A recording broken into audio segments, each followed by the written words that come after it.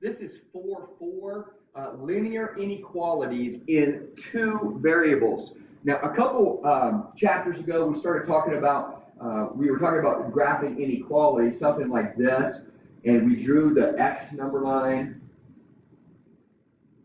and x is greater than 3, so it's all of the x's greater than 3, and that's what we did because it was just like x, the x line. This is your x line. But now we're going to be talking about two variables. So what if we had like literally a piece of graph paper, the x line and the y line, and how would we graph this on like the entire x and y axis, like a piece of graph paper? So that's what we're going to be talking about with two variables.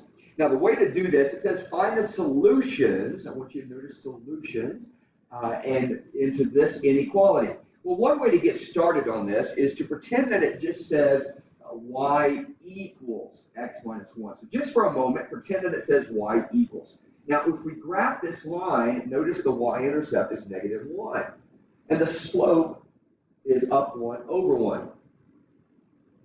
And then we're just going to graph this. We're going to connect the dots and make a nice straight line.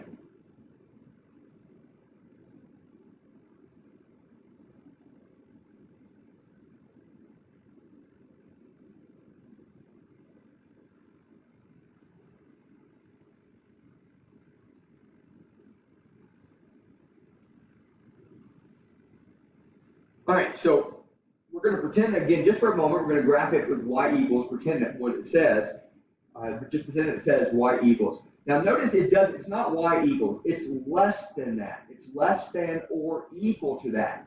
So what we're trying to find is we're trying to find a point, not just a point, but all of the points that actually work. Well, one way to do this is you could just simply guess a random point. Just guess some random point that's not actually on the line. So let's just randomly choose, this point right here, 5, 1. So if we chose the point 5, 1, well, we're going to see if this works. So if we substituted, this is your x, that's your y. So if we substituted 1 in for y and 5 in for x. So we're going to get this statement. Now, is 1 less than or equal to 4? Yes, that's actually a true statement. So this point, 5, 1, actually is, it does work on that inequality. And then you could guess another point, and guess another point, and guess another point. But I want all of them, like literally every single point that will work. And I'm just telling you this, there's an infinite amount of points that will actually work here. And so let's save a little bit of time. So if I notice I tried this point, and notice it's on this side of the line. So if I tried another point on this side of the line, it would also work. If I tried this point, it would also work.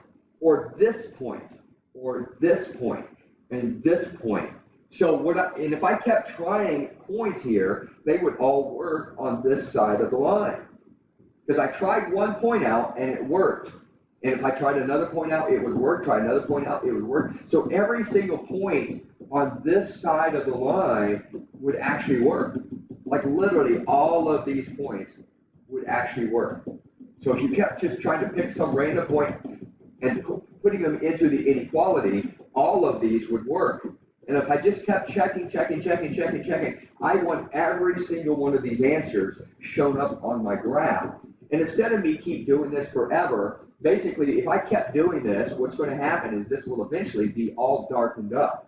And so one way to do this, to show this, is just to simply just basically shade everything on this side of the line. Because all of that is going to be shaded in. Every single point on that side of the line, and including the line, because again, it does say equal to, so every single point on the line and over here would work. Now, just so you know, if I would have tried some point over here, if I would have tried some point over there, so this is negative 3, 5. So if I would have tried negative 3, 5. So I put 5 in for y, put 3 in for x. I get this statement, which is false. 5 is not less than or equal to 2. So this point over here does not work. And what I want to do is make sure I show every point that does work. So you always shade the side that's true to be able to do that. So again, you can try some random point over here and it does not work. But you want to shade and show me all of the points that do work. So you're always shading the points that are true and the side of the line. Now I did mention there's one way to do it. You can just pick some random point and then see if it works. That's true. You can do that. One other way to do this is if you look at the y-intercept, which is -1, and notice it says less than that. So all of the y's have to be less than that y, which is -1. So again, if you chose this point right here, this point is 0, -3, and notice -3 is less than -1. So you can always just choose all of the y values, like all of these points, the y's are going to be, the y-intercept is going to be less, so it's pointing in that direction. Okay, so just keep that in mind to be able to do that. That's one way to do it as well. Just look at the y-intercepts, and all of the y-intercepts are down here that are lower than -1. So again, that's one way to do it, or just randomly choose. Most of my students in the past just choose a random point. Again, that's not on the line. So let's try another one. So again, the same scenario, we're going to pretend that this says y equals x minus 1. And so this is -1 right here, and we're going to go up 1 over 1, up 1 over 1, and we're going to keep doing that. Then notice, I want you to notice this is not equal to. This is only greater than. So on the previous slide, the previous problem, it was equal to, and notice I wanted to make sure I included every point on the line and that way. So notice the line was actually solid because it included every single one of those points. Where this line is only numbers that are greater will work. It does not include the line. So what we're going to do is we're not going to do a solid line. We're just going to do like a hyphenated or a dashed line. And this just means it's all of the points that are literally truly greater than the line, but not the line itself. The points on the line will not work. Okay, they will not work. So matter of fact, if I tried 0, 1, 0, -1, if I tried a point on the line, put 0, -1, so 0 for x and -1 for y, you're going to get -1 is greater than -1, which is false. So again, something on the line does not actually work. So what we want to do is pick a random point and then see if that side of the line works. And again, it's up to you if you just want to randomly choose a point. The other way to do it is to, again, look at the y-intercept. The y-intercept is -1, and it says greater than that. So all the y-intercepts that are greater than that are right here. So notice it's pointing in that direction. So just to verify, I'm going to pick some random point on that side of the line just to see if it works. So let's try the point 1, 2. Again, just some random point. And so if I put 1 in for x and 2 in for y, so you're going to get 2 is greater than 0, which is true. So every single point on this side of the line would literally work. So again, all you're going to do is basically shade this side of the line, but you're not including the line. Okay, that's why we put a dotted line. And again, there's an infinite amount of points. The shade means these points over here, all of these points will literally work in that inequality. There's an infinite amount of points. A point over here on this side, if you substituted that in, would not work in the inequality. All right, so let's try this one. X is greater or equal to 3. And notice this is just a one variable expression. And we already talked about this on the last chapter.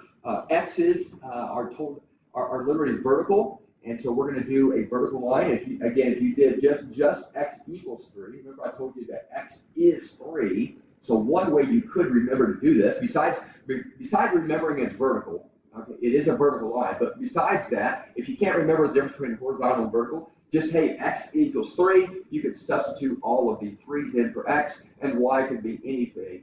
And if you graph these points, 3, 0, 3, -1, 3, 2, you can see that this is going to be a vertical line. And I also want you to notice that it's solid. It's solid because of the equal sign, so it does include that line.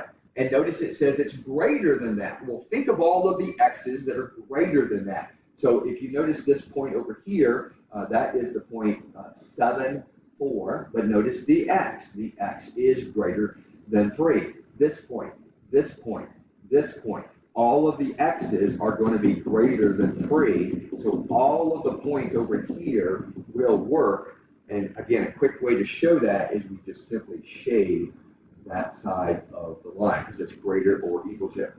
And then the same thing with the y's.